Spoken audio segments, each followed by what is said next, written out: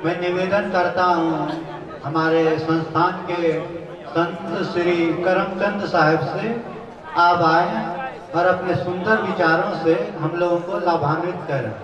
संत श्री करमचंद साहब जी।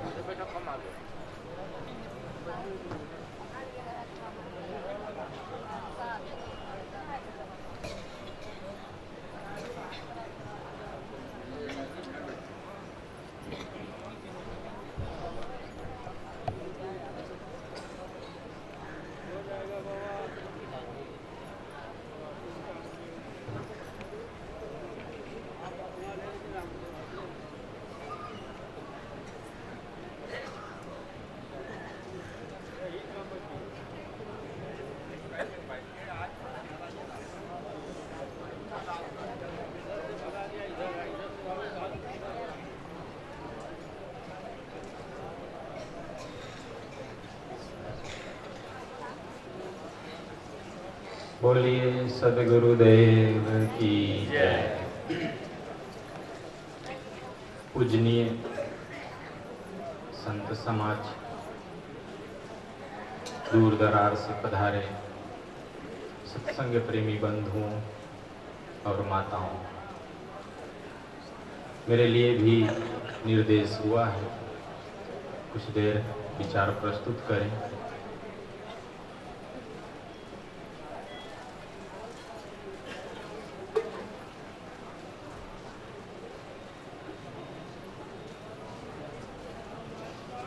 हम सब यहाँ 3 दिन से लगातार सत्संग सुन रहे हैं।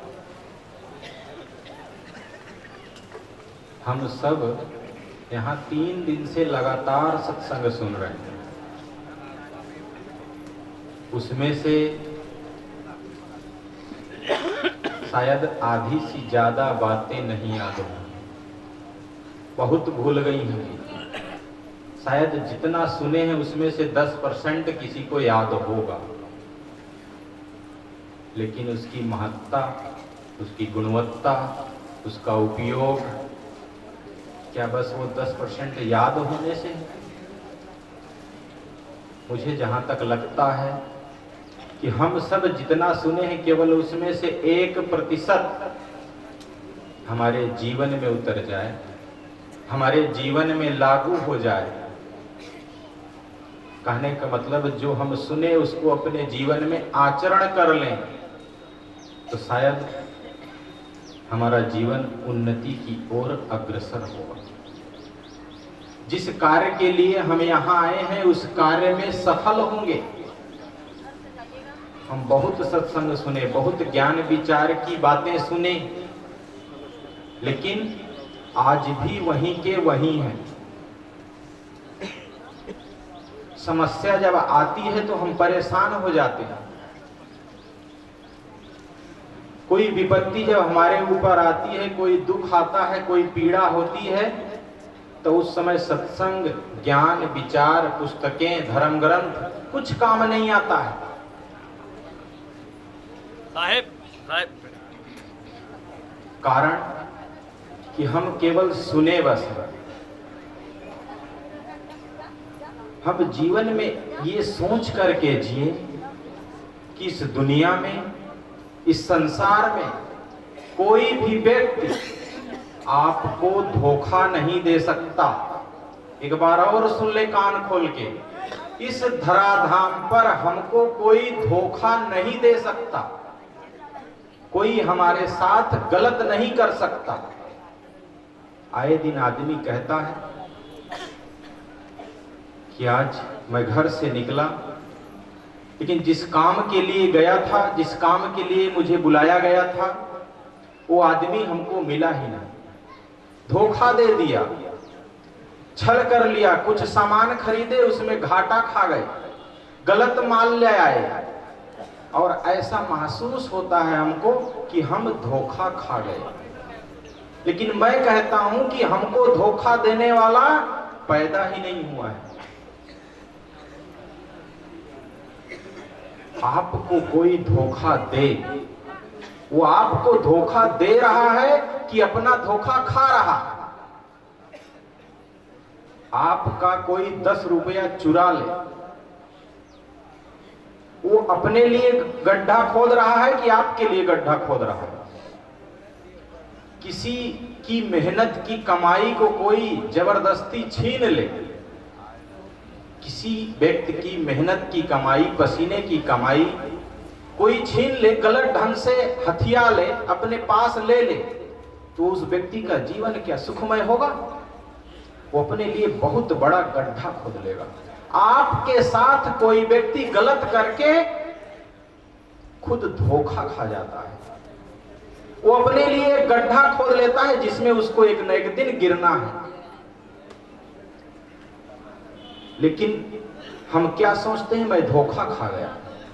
आप धोखा नहीं खाए। कहते हैं घर से जब निकलो तो किसी को धोखा दे के मत आना। घर से जब निकले हो तो किसी को धोखा दे के मत आना, धोखा खा के आ जाना वो ज्यादा अच्छा है। क्योंकि धोखा दे के आओगे तो उसके बदले में तुमको भी धोखा मिलेगा, लेकिन वो धोखा तुम्हें तब मिलेगा शायद उस समय तुम्हारी आंखें काम न करती, तुम्हारे हाथ काम न करते हो, तुम अपने पैर पर खड़े ना हो पाते होगे। कोई ठिकाना नहीं है, तुम जो आज गड्ढा खोद रहे हो कल ही गिरोगे। वो गिरने का समय तुम्हारा बुढ़ापा हो सकता है, तुम्हारे अंग तुम्हारे शिथिल हो सकते हैं, उस समय तुम शायद किसी लायक नहीं होगे, और उस समय तुम्हारे ऊपर वही परेशानी आई। कहते हैं ना संत जन, 4 वेद 6 शास्त्र में बात है केवल 2, दुख देने दुख होता है, सुख देने सुख होए। रामायण में भी आता है, कर्म प्रधान विश्व रचि राखा, और जो जस करे सो तस फल चाखा।